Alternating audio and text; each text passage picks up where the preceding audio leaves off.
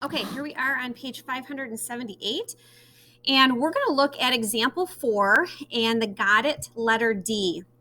So one of the pieces of scale drawings is also looking at like a house blueprint, which is what you see here in example 4. So we're going to practice this today. We'll try this one in the book, and then, like I said, we're going to head to the worksheet that you received in your crew to go through those examples on there as well, just to reinforce it. So I'm going to read the example for and then tell you what we need out of this example to help us with letter D. So it says a floor plan for a home is shown at the left, where a ½ inch represents 3 feet of the actual home. What is the actual area of bedroom 1? Now, in the example, it goes through finding the area of bedroom 1. And so you're going to notice here when they did it, they looked at the length of bedroom 1 and the width of bedroom 1. So they did that using the scale. So if you take a look here, I'm going to underline it. So a ½ inch represents 3 feet of the actual home. We need this scale for us to then come down here for letter D, where it's asking what is the actual area of bedroom 3. So we're going to focus on bedroom 3. But let's talk about this scale. So with fractions, it's a lot easier when we work with proportions to just use the decimal format of that. And so we're going to write off to the side here that this ½ inch is the same thing as 0.5. 0.5 of an inch and then over 3 feet. Right? So the blueprint is a ½ inch. That's the size. Excuse me, let me try that again. So the 0.5 inches is going to represent the blueprint size of the rooms to then an actual represent 3 feet. So blueprint, actual on the bottom. So letter D, let's work towards finding this actual area of bedroom 3. So when you look at bedroom 3 in the bottom left-hand corner, you do see there is a length and there is a width. And I already wrote in here, the width, W, equals this 1 inch for bedroom 3. W equals, that's our width. The length equals this 3 inches here. And so we need these two measurements to help us find and work towards the area. So we're going to label, and we're going to do the length first and then the width.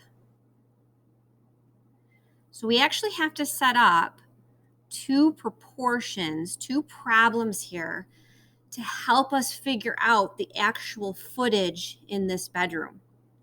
Okay, so let's start with the scale. That's what we always begin with. And so this 0.5 inches is 3 feet. So that is going to be my first fraction here. So 0.5 inches, 3 feet. There we go. Okay, so a ½ inch over 3 feet. You know what? We're going to come over to the width and get that set up also. So in that first fraction for the width, same thing. Get the scale written in there, just like that. And now let's work towards what we have in the picture, in the blueprint, to help us finish out these proportions. So let's talk about the length. It's 3 inches. So that goes in the numerator here. So inches and inches match, same measurements in the numerator representing the blueprint. And we're going to put X in the denominator to determine how many feet, actual feet, are in that bedroom. Let's fill in the width as well. So the width was 1. So in the numerator, we're going to put 1 inch here. Inches and inches are together, representing the blueprint. And we're going to find out how many feet, X, in the denominator to find out the actual footage in width in that room. So if we go through and solve this right now, so if I take and cross multiply, right, I'm going to have 0.5 X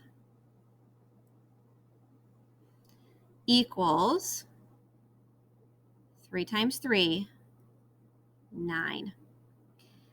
So I do have where I'm multiplying x by 0.5. We need to get rid of that, right? We need to divide both sides by 0.5. We're going to solve that one-step equation. X equals 9 divided by 5. So don't mistake this. It's not saying to you what is half of 9, okay? 9 divided by 5. That's why I said get your calculators out. If you do 9 divided by 0.5, you're going to see that the length is 18 feet in that room. 18 feet. Actual. Okay, so this is one of our answers right here. The width, we're going to do the same thing.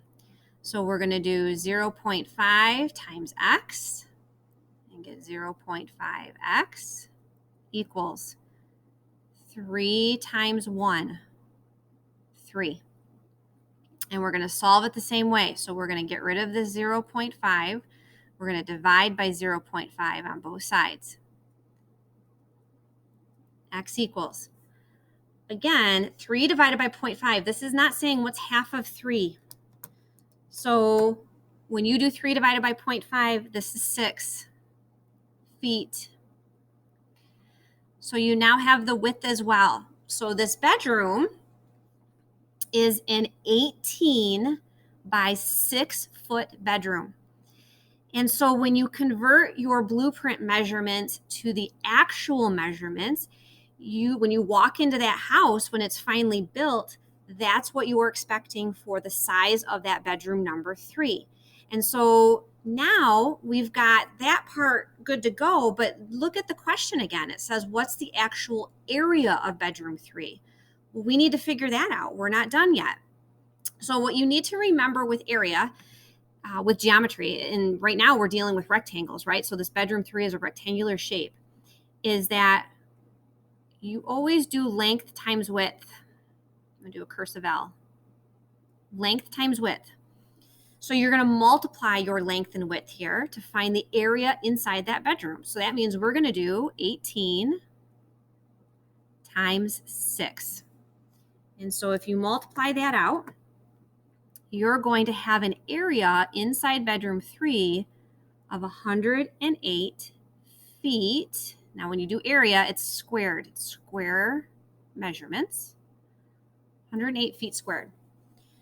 So why do that? What's the purpose? Well, again, if this is your house and you're getting ready to move in and you're trying to plan what's going to go in bedroom number 3, like carpeting, flooring, your furniture that you're going to move in, you need to know the area, so that helps you determine if you have enough space for what is going into that room, okay?